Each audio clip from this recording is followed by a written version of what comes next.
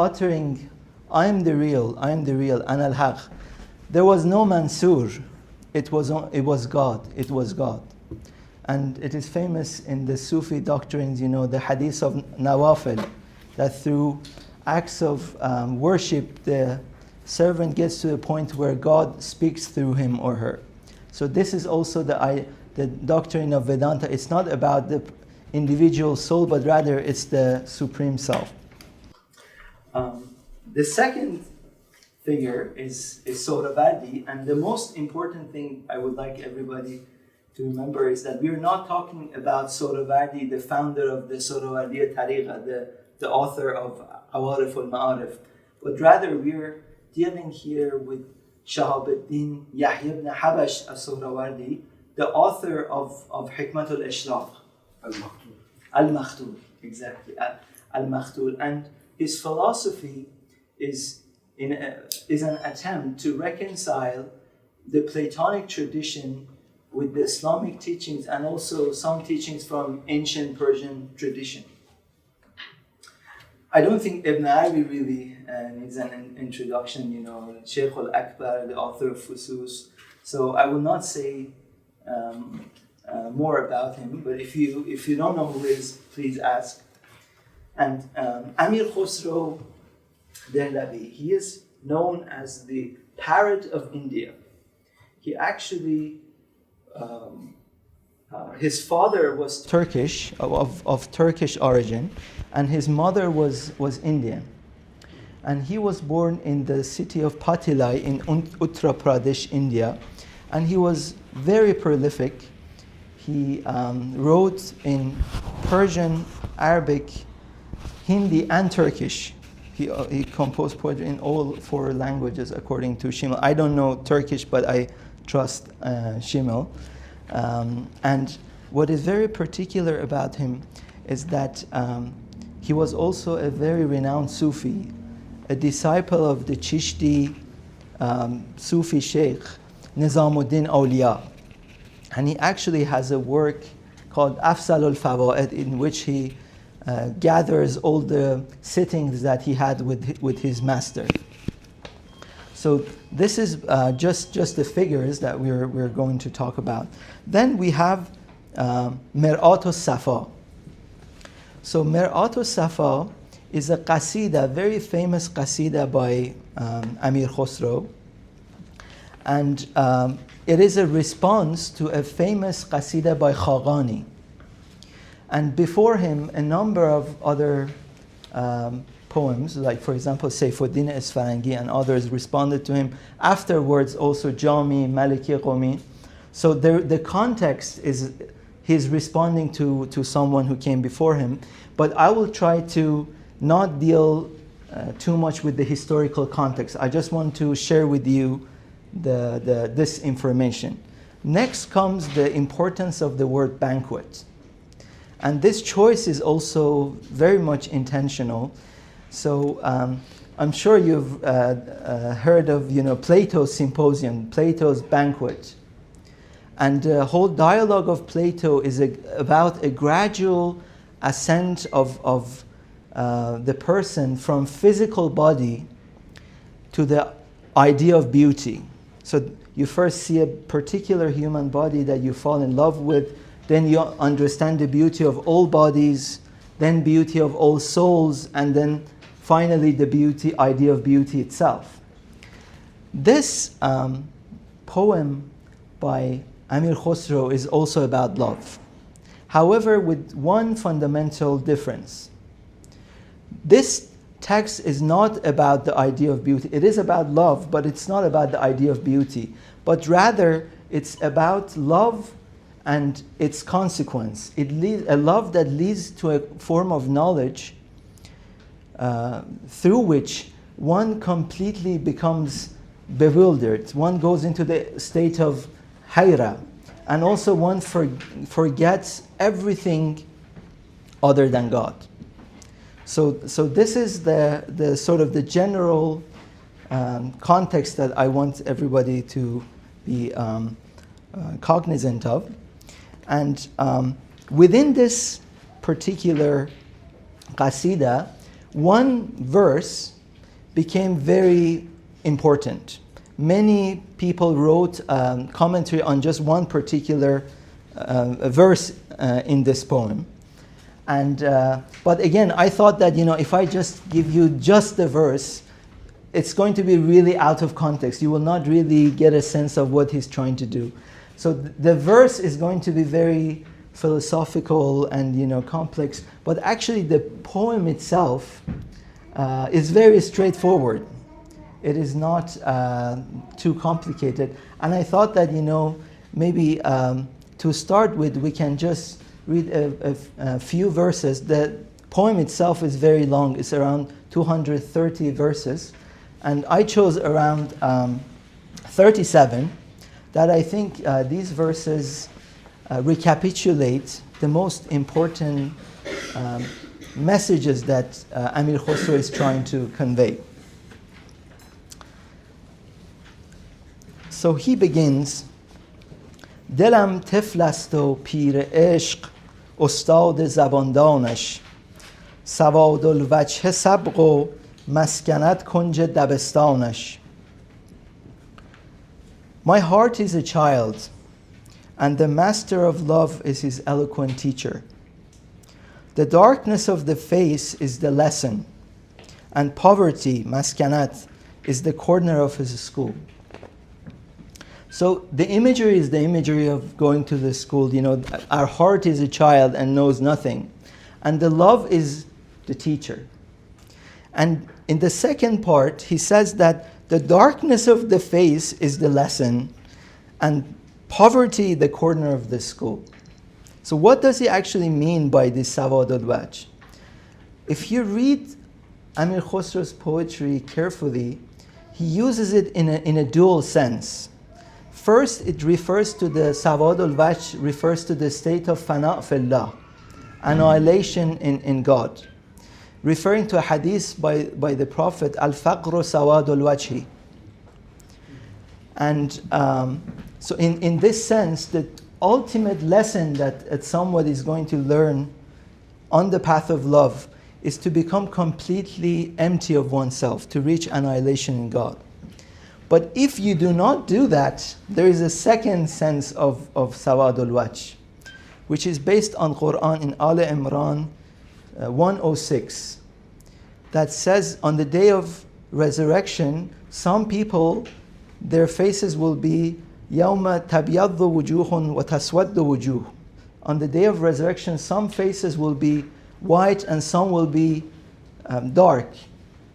And then they ask, why are your faces dark? And they say that because of their kufr, because they disbelieved, they rejected the messages. So he thinks that the bar is very high. Either you pursue fana' fillah, or on some level, he's not saying that you will, but he said you're going to regret it on the day of resurrection. And maskanat here is a symbolism for complete detachment from the world. He says that if you consider the world compared to God, to the divine presence, the world is absolute nothingness. So he says, Jahan hich ast o hichat dad o hichash bazde. He says the world is nothing, and in reality it gave you nothing.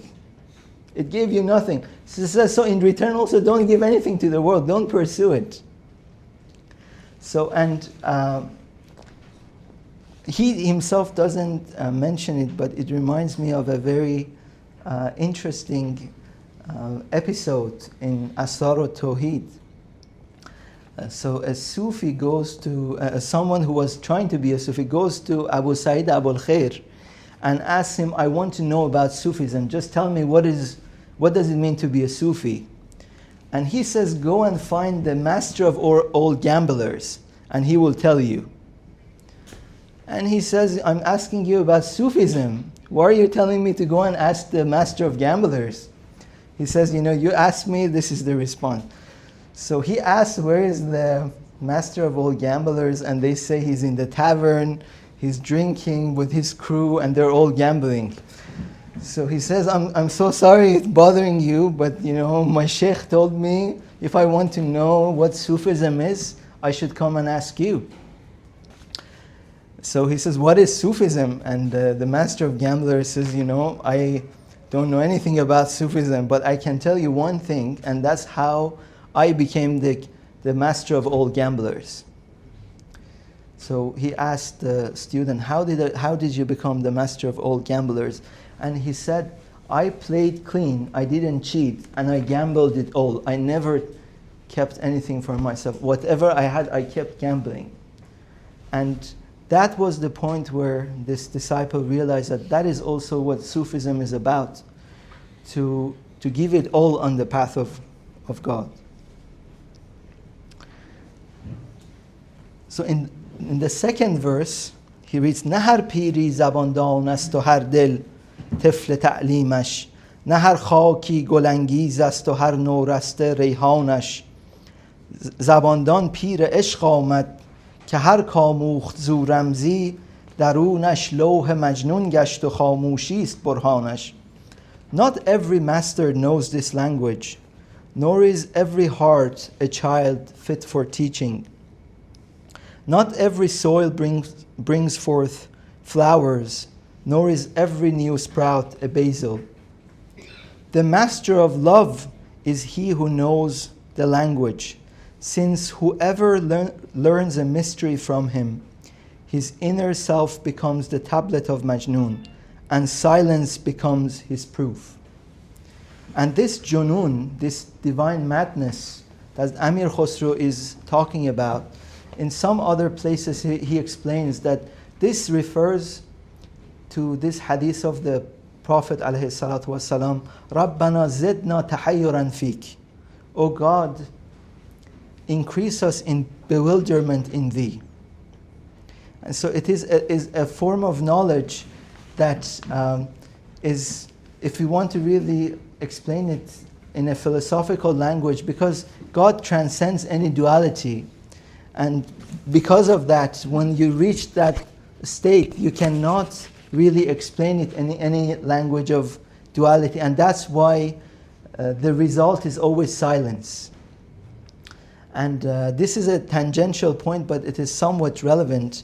So when we talk about mystery and mystical, in Greek language, the word comes from the root mu'ain, which means to remain shut, to close your mouth shut. And some philosophers, they say that this silence is not because you just remain silent, it's because you cannot even speak about that experience. That experience is beyond words and expressions. And that's why here also we can say that Amir Khusraw says that silence becomes his proof. That when you reach to that level of divine madness, you just remain just silent.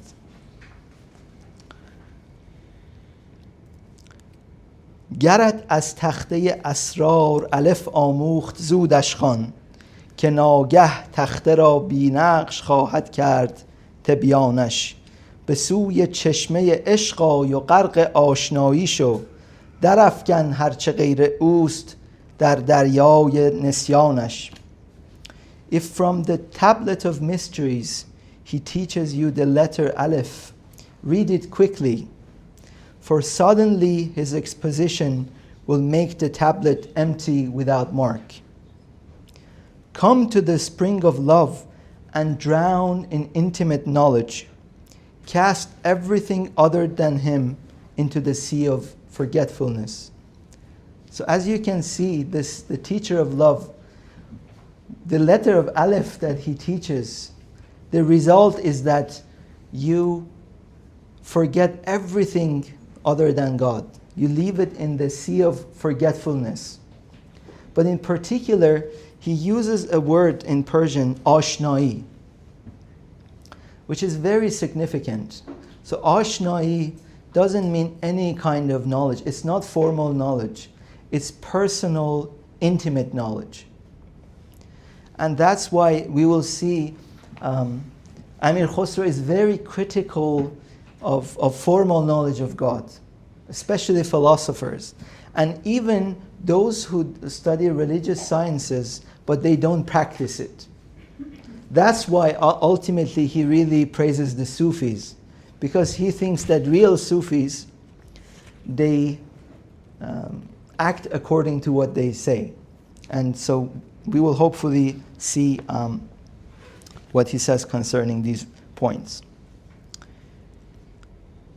روان شو در تماشاگاه مردان تا ز بوی می هزاران جبرئیل مست بینی در گلستانش.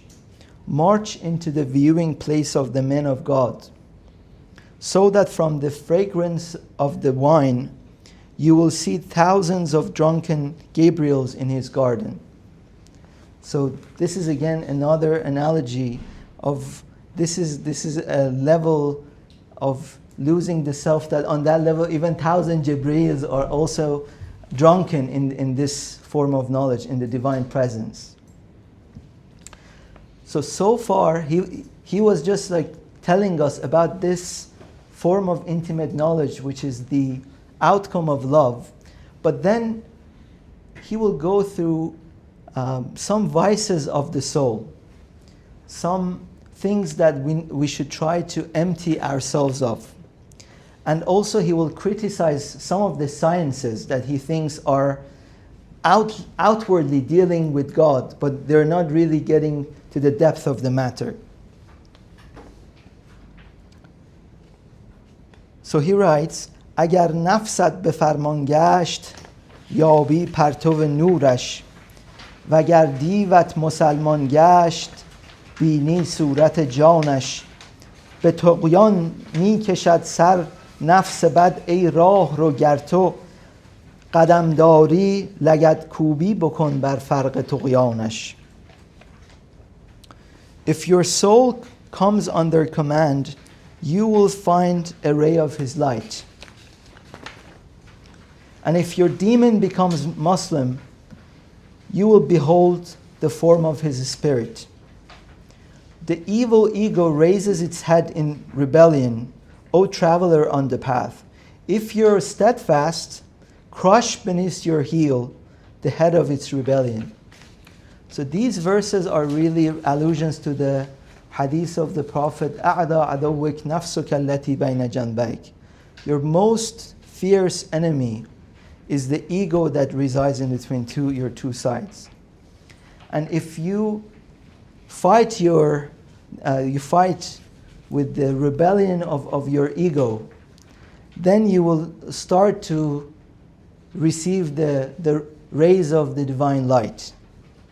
So he will phrase it also in different ways. He also talks about separating oneself from the body to polish the mirror of the soul. We will come to that shortly.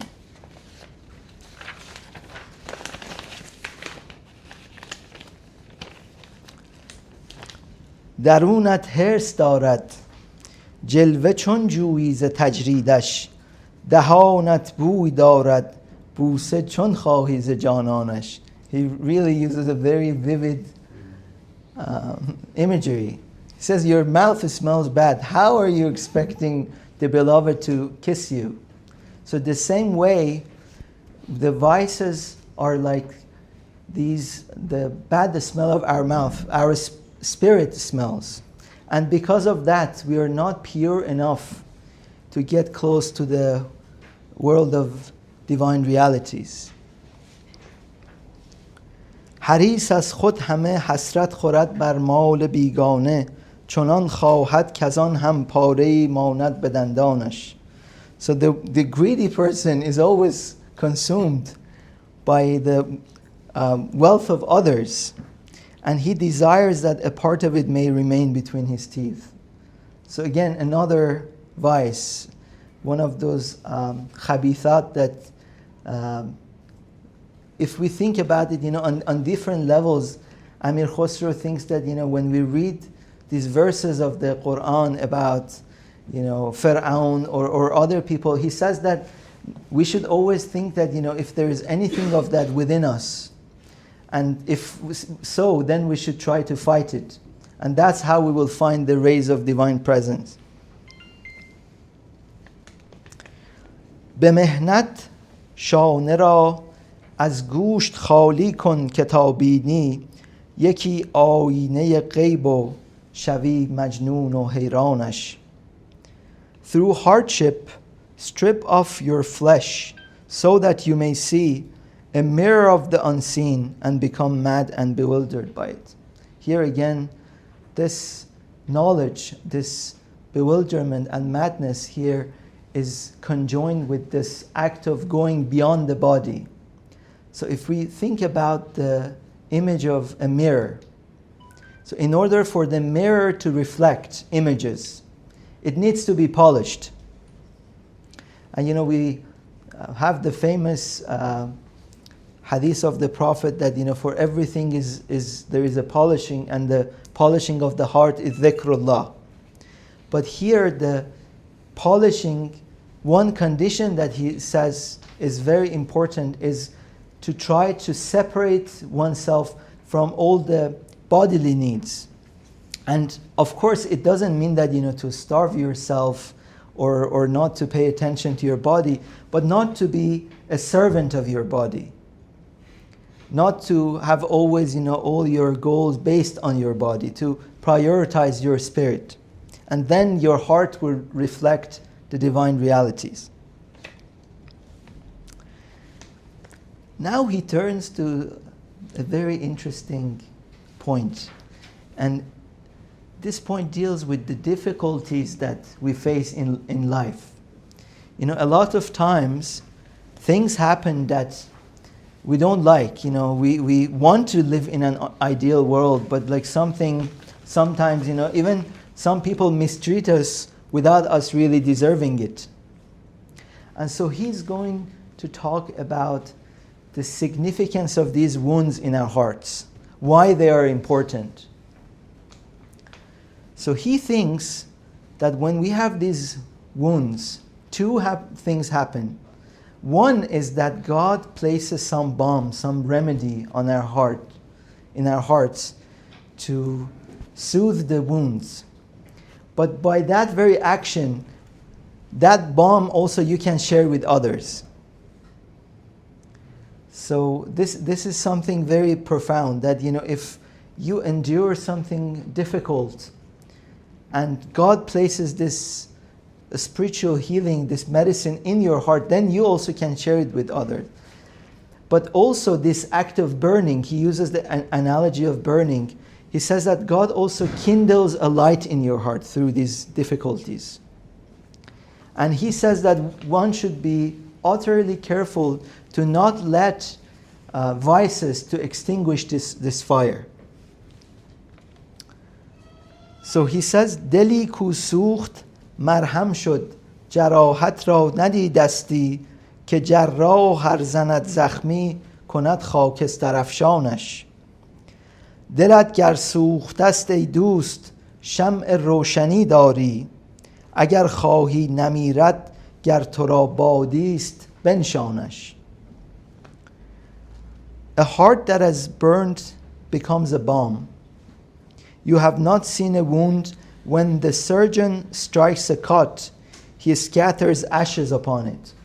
So they used to put ashes on the wound. But here the ash symbolizes, divine remedy, that you can also share it with others.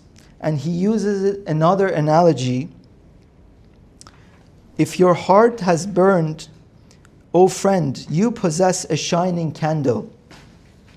If you wish it not to die, if you wish for it not to die, then if you have the wind of arrogance, block it. So bod in Persian means both wind, but also it means arrogance. So he says that if you don't want that divine candle within you to perish, then block the wind of arrogance, otherwise it will die.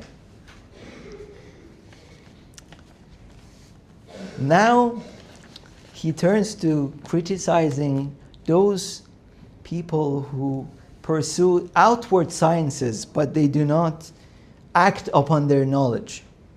It's not a critique of knowledge as such, but a knowledge which is not accompanied by action. So he starts by criticizing the qurra who don't act according to what they memorize. پر از قرآن است گوش قاری او بی خبر از وی چه داند گوش ماهی چیست نرخ در غلطانش. The ear of the reciter is full of Quran, but he remains unaware of it. What does the ear of the fish know of the value of a perfectly round pearl? So here again, he's not criticizing the act of reciting the Quran. You know, that's, I mean, it goes without the saying, it's a beautiful art. But if you recite it without understanding it, without trying to implement the teachings that the Quran has, then he says, it's really, what's the use of it? It's like the fish that doesn't know like what the pearl is. چه سود از حفظ قرآن خواجه پرخشم و شهوت را که چرم خوک و سگ جلد است بر اوراق قرآنش.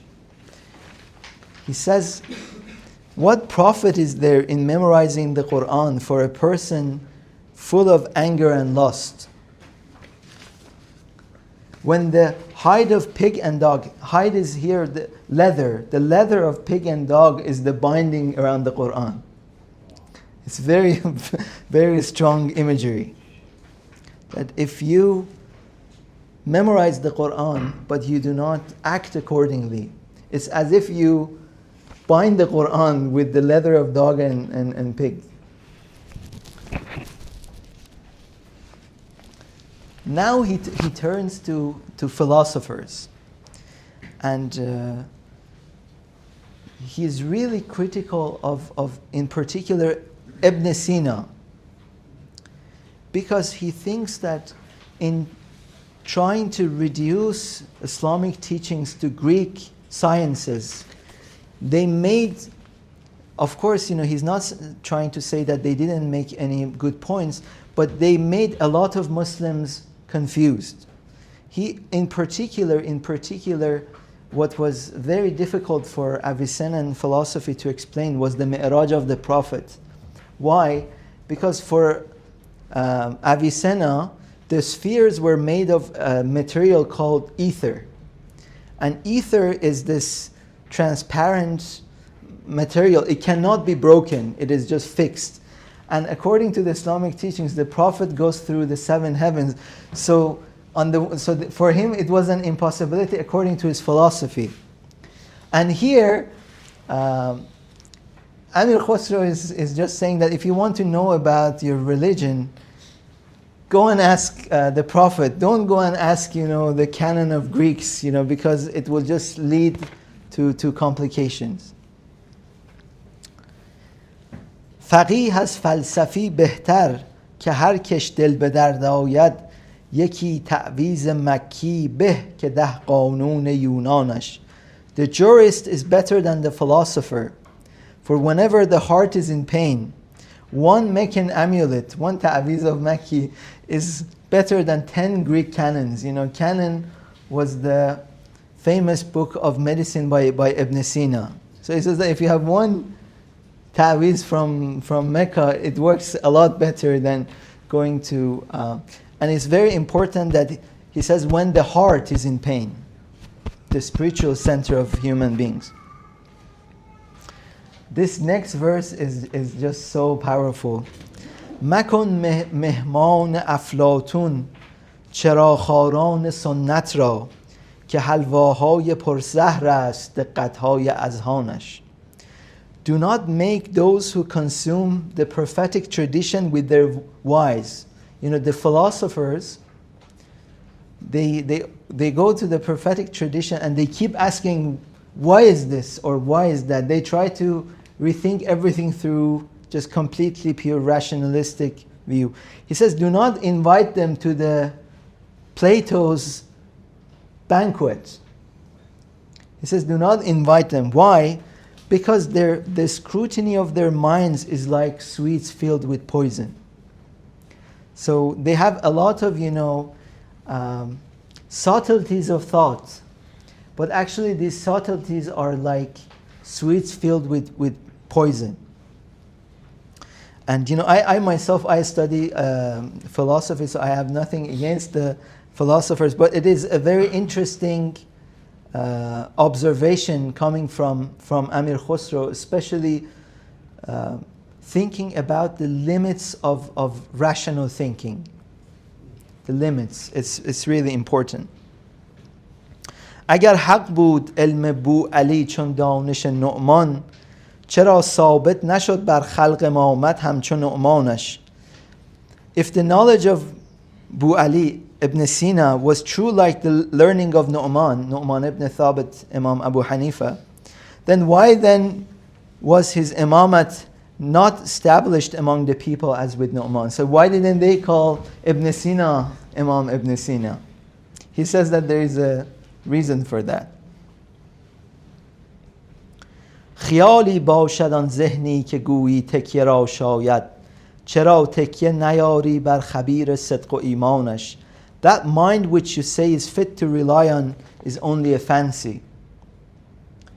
Why not rely instead upon the all-aware whose truth and face are certain? به نقل صادقان آن به که آمنا زند عاقل که در عقلی نمی گنجد حق تحقیق و وجدانش. Better for the intelligent man to say we believe according to the reports of the truthful people, for the truth of his realization and finding does not fit within the narrow bounds of reason. So really reason cannot fully grasp the nuances of the tahqiq, of truly investigating the subtleties of divine tawheed, divine unity. And Sufis have talked about it a lot, but when you get to a point of a reality which is beyond any duality, when we say قُلْ هُوَ اللَّهُ أَحَدٌ, when we say that God is ahad, it means that it has no counterpart. But when the philosophers use concepts and statements, in every statement the subject is separate from the predicate. So this language is rooted in duality. So when you try to use that to make sense of the divine reality, it always leads to complications. And some Sufis, they just think that it is not a very fruitful pursuit.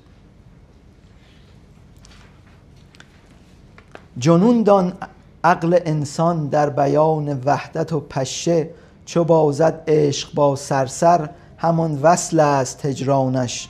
همه گفتند و کس روشن نکردین عین معنی را همان افسانه پیل است و دست لمس عمیانش.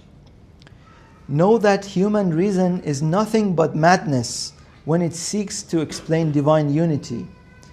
For a fly, when it tries to make love to a whirlwind, finds its union and its separation all the same. So imagine when this whirlwind, this great tornado is happening, and there is just a little fly thinking that, oh, I'm trying to make love with this whirlwind. Whether it thinks of separation or union, it's all the same. It's just a little thing going all around. We just want one motion. So he thinks that reason is also like that, just like a fly on the path of divine unity. And he also says that whoever tried to make sense of the meaning of divine unity, it's like the story of elephant in the dark room. This famous story, Maulana talks about it. It's actually, the story is from Buddhist sources. And but the imagery is very simple. In a dark room, there is an elephant, and each person in the dark touches one part, and it just describes that aspect of the elephant. So in the same way, whatever the state the salik, the wafer was in, they try to describe that. They cannot really get to the truth of investigating the divine reality, the divine unity. ز قول نادرست ای عالم خفته تو آن شخصی که باشد خفته و بر لب رود صد گونه هذیانش. So it is like someone who is sleeping and in the complete state of delirium starts speaking.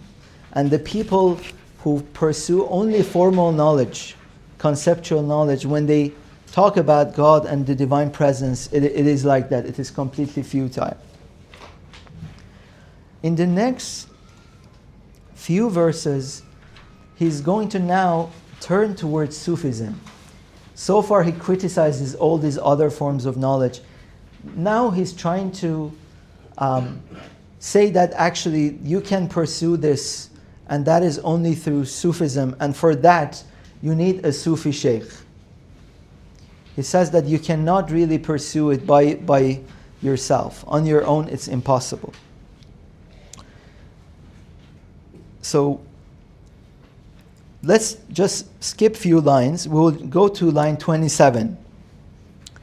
به بازار فقیران رو اگر نقد است در کیسه که چندین تحفه غیب است در هر گنج دکانش درون حجره درویش دانی چیست آن ظلمت شب قدر آمده است و گشته اندر حجره پنهانش.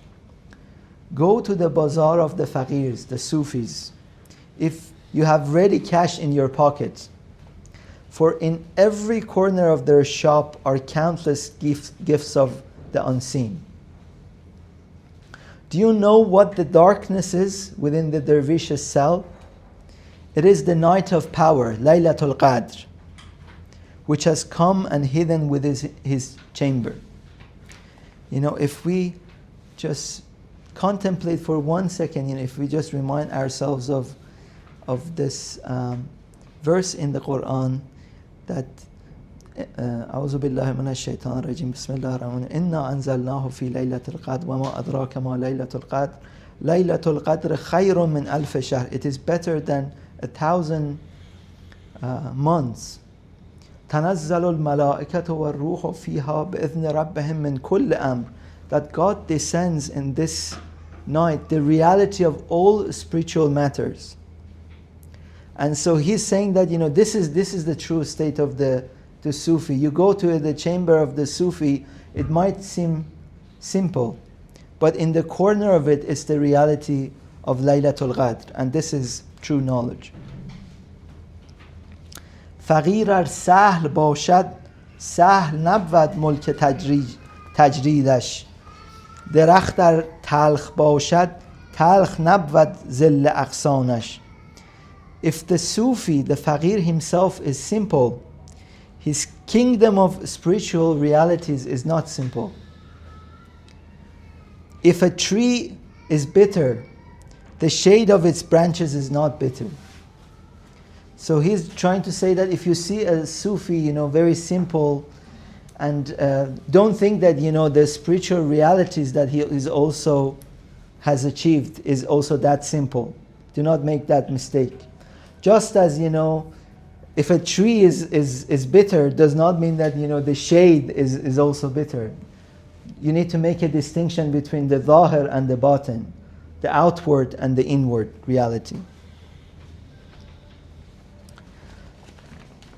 تو قوک چاه راهی مار پیچ نفس چون پویی که گر دریا رسد تشنه بمیرد در بیابانش.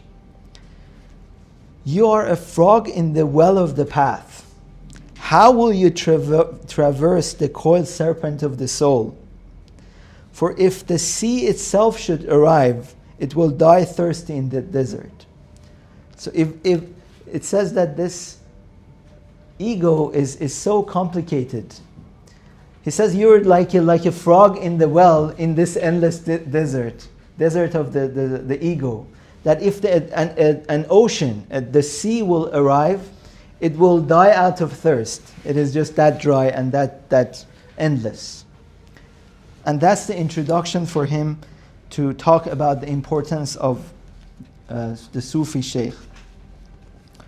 چه شأنی ای سماعیلی تو نزل آنچنان تیغی که اسماعیل پیغمبر نمی ارزد به قربانش. So Muslims are all children of Ismail alayhi salam. And he says, what rank you have, O son of Ismail? For you are descending on such a sword that even Prophet Ismail was not worthy of its sacrifice.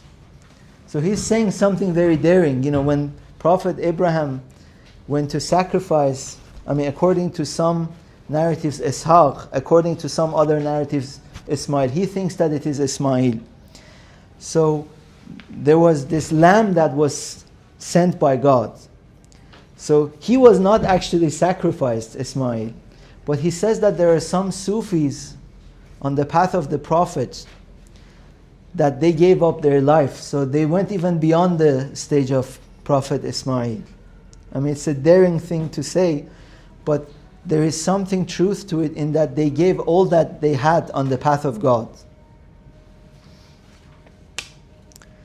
مرا بی ره روی این ره که مور ار حج رود از چین ضرورت در پی مرغی خزد تا گردد آسانش مبین بی نور پیران را که چشم ار چه بصر دارد نبیند تا نبخشد شمع یا خورشید لمعانش.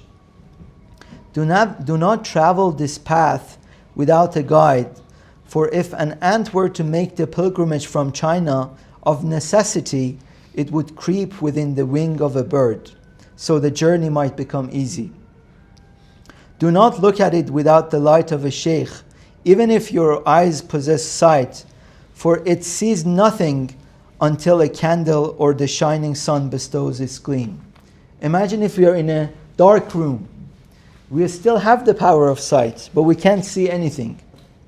So he thinks that the same is true of the relation with a true spiritual master.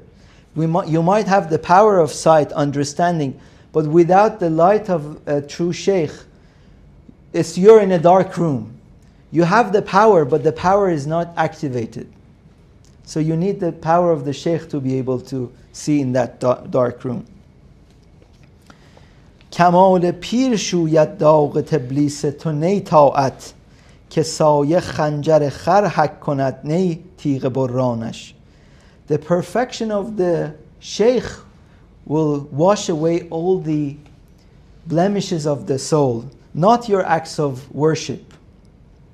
For the sun's dagger makes the shadow, not the sharpness of the blade.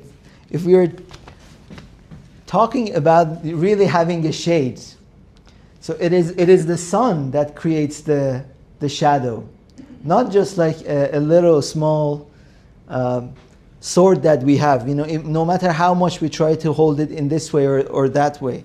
So in the same way, it is not really our individual actions that create that purification in the soul, but rather it is the light of the wilaya of the sheikh. حیات مرده معنی دم پیر است و چون نبود که با روح اللهی هر دم نفس باشد گروگانش. The life of the dead in meaning is the breath of the sheikh, and how could it not be? For in every breath his companion with the Spirit of God. So the life for someone who is dead, spiritually speaking dead, life is to spend time with the Sufi sheikh. And he says, how can it not be? Because somebody who is dead is always looking for the spirit. And a wali, a Sufi sheikh, is the Spirit of God, is a Ruhullah. It's not the Spirit of God, it's a Spirit of God. It manifests the divine presence on earth. So in that sense, that companionship revives the soul of the person.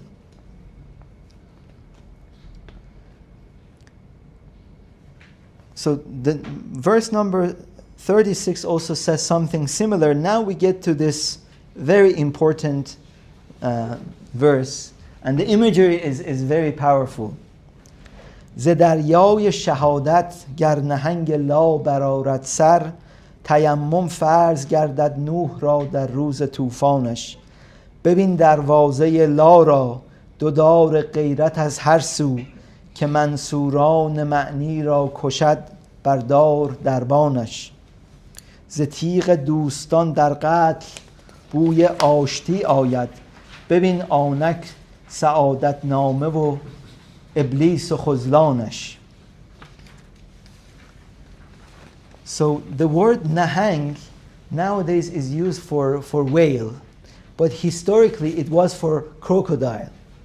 And he's saying that imagine there is this ocean, and then there is the crocodile of La ilaha illallah. The law of La ilaha illallah raises its head. So imagine this ocean, and then the law of La ilaha illallah is raising its head. And it says that if this happens, it is necessary for Nuh alayhi salam to make tayammum, to make dry ablution on the day of Tufan, on the day of the flood, the deluge. So very, very enigmatic verse. What does it mean? And this is the verse that has been the focus of many commentaries. But he says, look at the gate of no. So imagine La ilaha illallah, the law is like a gate. And he says on each side of the gate there are two gallows, these ropes that they hang people with. He says, look at the gate of no, two gallows of divine jealousy stand on each side. And the doorkeeper hangs upon them the mansurs of meaning. Those people who reach to the highest level of spiritual meanings, they're hanged on this law. And because this law negates everything other than God. And if you really want to reach to the divine presence, you need to give up your soul. And that's why they were all martyred. And then he says, Zetiq Dustan, from the sword of friends, when it slays, comes the fragrance of reconciliation. Behold then on the one side the book of felicity, and on the other hand that of Iblis and his disgrace.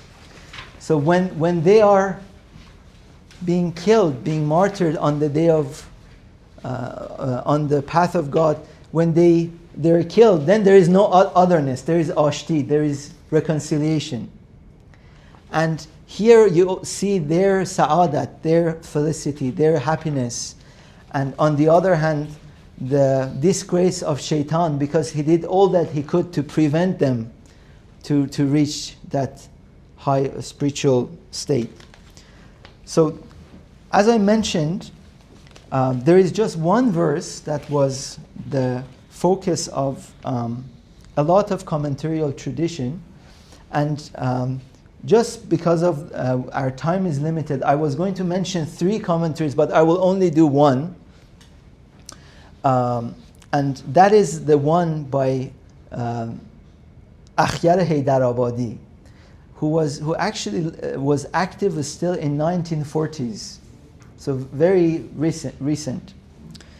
And so he thinks that what really this verse is trying to say is that, first of all, this law refers to divine transcendence. It means that on the level of tanzih, you have to negate everything other than God.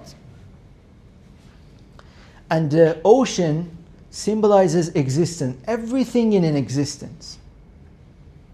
And tayammum, what tayammum means that once you go through all levels of existence, you get to the divine realm, but you need to come back to the earth, because it symbolizes the state of baqa after fana.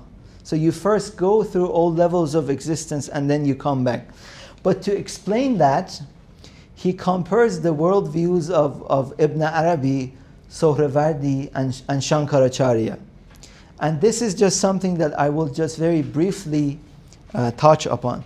So in the school of Ibn Arabi, Qunavi, the term the 5 divine presences is used by Ibn Arabi himself, but Sadruddin Qunavi is the one who developed it in a more systematic way for the first time.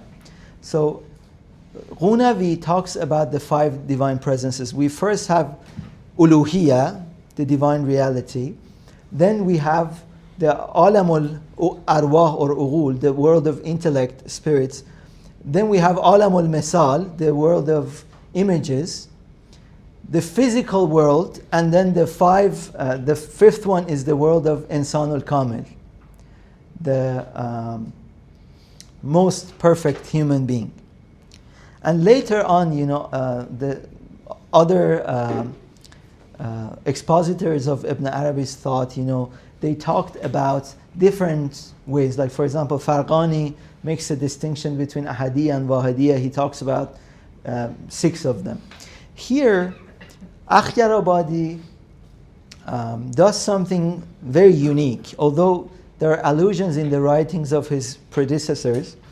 So he thinks that we first have the level of divine essence, but we cannot even talk about divine essence as a hadra, because hadra means presence, and presence implies manifestation, but divine essence is beyond manifestation.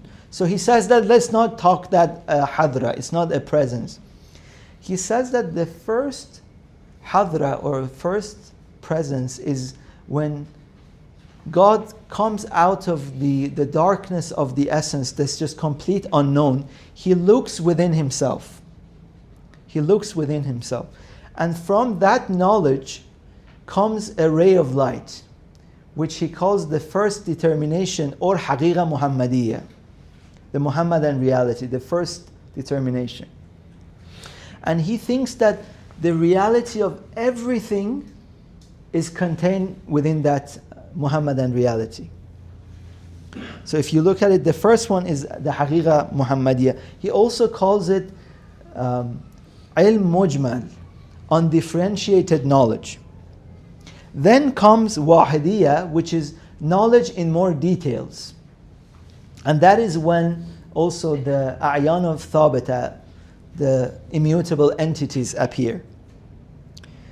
This is followed by Alamul Arwah, the world of spirits, which he compares it with the Ishraqi world of lights. He says that when Suhrawardī talks about the lights and Anwar Qahira, the dominant lights, he's referring to this level. So he also compares the view of Suhrawardī and Ibn Arabi.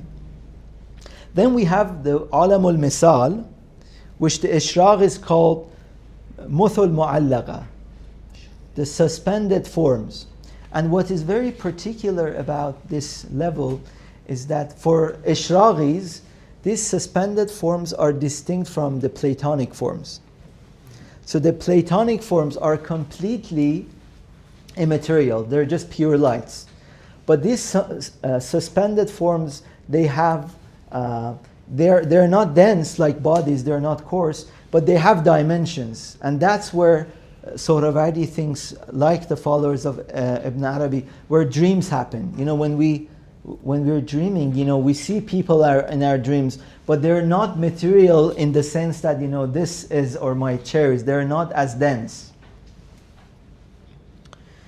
And after Alam al-Shahada, we have, after Alam al-Mithal, we have Alam al-Shahada, which is the visible world, and then finally we have the Alam of Insanul Kamil, the most perfect man, which encompasses all the realities.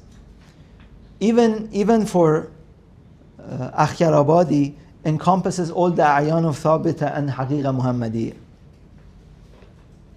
So this is because, as we said in talking about this verse, he said that the faqir, the salik, should go through all levels of existence. So one group was this Ishraqi, Akbari worldview.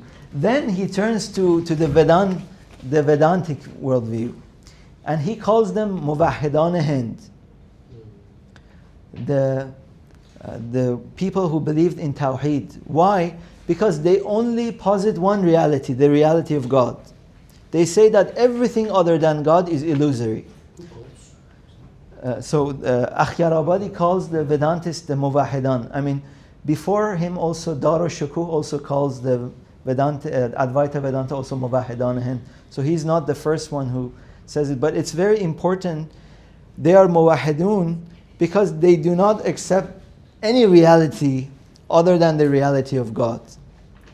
Everything else for them is a modification of what they call avidya or ignorance.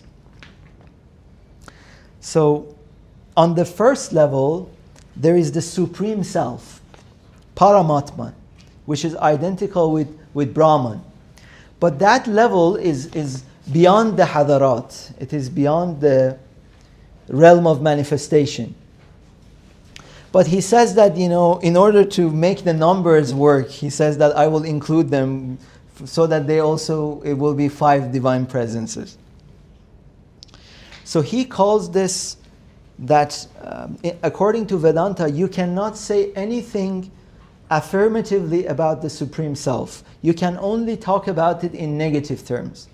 The fact that it has no part, the fact that it is endless. You can only talk negatively, because as soon as you try to say anything positive, you have to distinguish that perfection from some other thing. And in that way, you're limiting it. So they have a very strong language of apophatic theology. So the second level is the level of the individual soul, Jivatman. And that is when Paramatman, the Supreme Self, looks within itself, exactly like Haqiqa Muhammadiyya. Amir Abadi says that Paramatman looks within itself, and from that knowledge comes a universal reality, which he thinks corresponds to Haqiqa Muhammadiyya, this Jivatman. And this Haqiqa Jivatman has 3 attributes or 3 forms of knowledge. It is one form of knowledge, but it has 3 modalities that he calls them Viranjita, Sparshta, and Vivarjita. So Viranjita means a knowledge that is unaffected by anything, unaffected. And from this comes the human intellect, the third level, buddhi, but also the world of intellect. So it comes both the human reason, intellect, but also the world of intellect. So as you can see, there is a gradual procession of reality from Paramatman to the world. Sparshta is a knowledge which is affected, and so he says that it is not completely unaffected knowledge. He says that it is a knowledge that you first acquire it and then you doubt it, whether it is happening or it's not happening. He says that from this comes the mind, manas. And this corresponds to the alamul mithal in the language of followers of Ibn Arabi. I mean, we can talk about it more, how mind is related to mithal. There is a relation. And finally, it comes to a knowledge that does not correspond to reality, vivarjita, which means upside down. And from this comes the rasas and the world of akasha, ether, and the material world. So Amir Abadi goes through all this meticulous rendering of the whole different levels of existence according to Ibn Arabi, the followers of Ishraq and Vedanta, to say something that is relatively straightforward, and that the salik on the path to God should, through following a sheikh, should go through every stage of existence, every stage. And then once you reach the divine presence, then you should come back to the state of baqa. You should come back to the world and see divine light manifest within the creation. So this is the commentary, and so I think this much is enough. Thank you so much for your patience, and I look forward to your questions.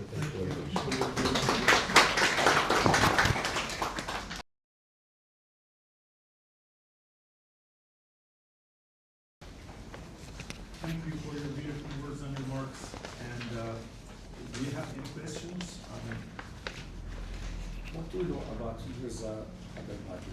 Is there anything more? Yes. So it's something very, he's a very unique individual for various reasons.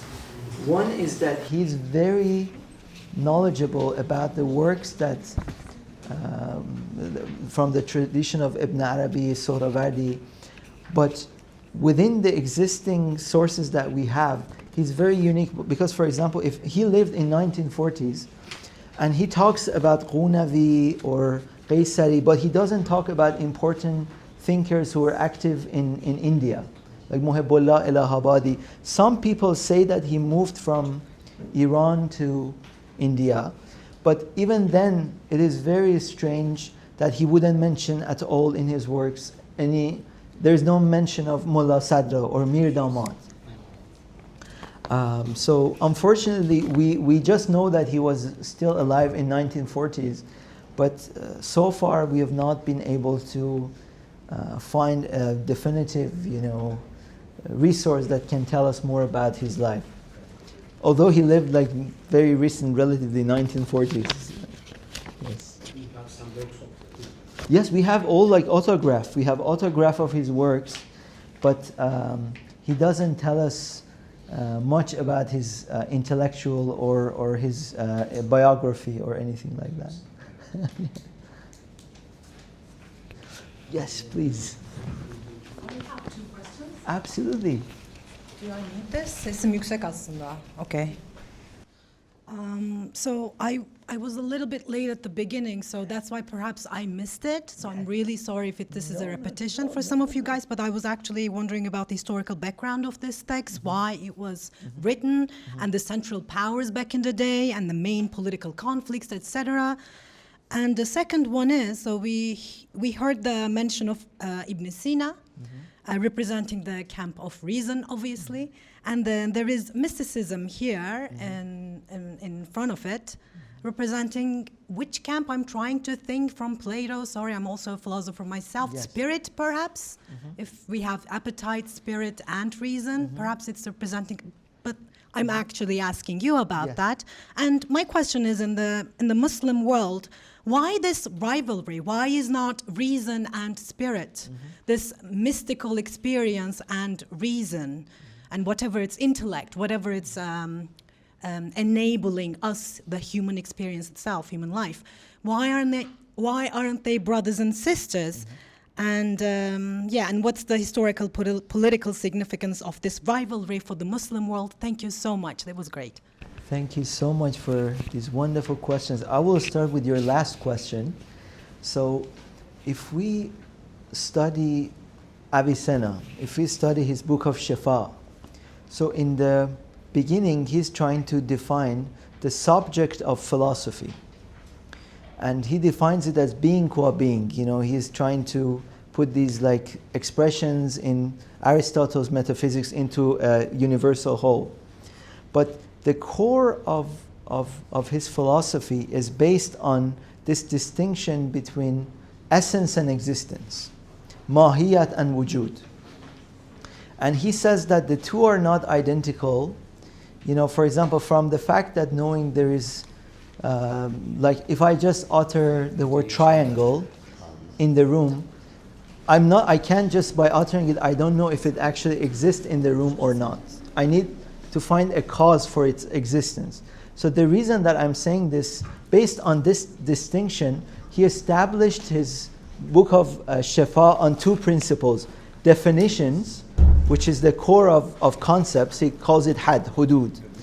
And burhan, demonstrations, which is the core of statements, assents. But Ibn Sina's science deals with only universal principles. So for Ibn Sina, if let's say like something that is written in a newspaper, news about today, it is not really considered real knowledge because it's not applicable to all times and places. And on its own level, it is very, very helpful. However, somebody like Suhrawardī, he found this very problematic because first of all, the human soul, our experience that we have of ourselves, it is not a universal concept. It is very individual. Also, our relationship with God. And so when they talk about the critique of reason, it is very much a critique of Aristotelian and Avicennan project of science. The universal knowledge. And later on, of course, we have Suhrawardī, we have Mullah Sadra, we have others who try to reconcile. So I think there is a tension, I would say a tension, but I think it's a very fruitful tension. It is not necessarily a kind of rivalry that is destructive. My teacher always used to tell me, yes, Fakhruddin Razi criticized Avicenna's Isharat, but that critique actually produced so much more. It was not just a destructive, it led to more thinking. And the same way, Ghazali's critique of philosophers also, yes, he said that they're disbelievers, but then Suhrawardī read Mishkat al-Anwar and Mullah Sadr responded to Ghazali, so it enriched the intellectual tradition. So I don't think that necessarily the rivalry is as an opposition. It's a tension that is constructive. And there are also different versions of it, how you pursue things. Your first question, and if I forget some aspect of this, please remind me, the context of the poem. So this is a poem that Amir Khusraw wrote as a response to a poem by a very famous Persian poet Khaqani. And his qasida is called Shiniya, because the qafiyah is always ends with the letter Shin. And someone actually wrote a book. There are 150 or 36, I don't remember exact number, responses to the poem that Khaqani wrote. And Amir Khusraw is also one of the responses. So in that sense, in the literary context, this is how the poem was produced. But I think if we just focus on its genealogy, we will lose sight of its holistic message. The holistic message that it tries to convey is the message of love. The poem is about love and how love leads to a form of knowledge, intimate knowledge, personal knowledge, that makes you forget everything other than God. So it is in that sense, that's why I used the word banquet. It's an allusion to Plato's symposium. But the idea here is not that of beauty, but it is rather the focus is on a kind of knowledge that makes you bewildered and forget everything other than God. So thank you for the question.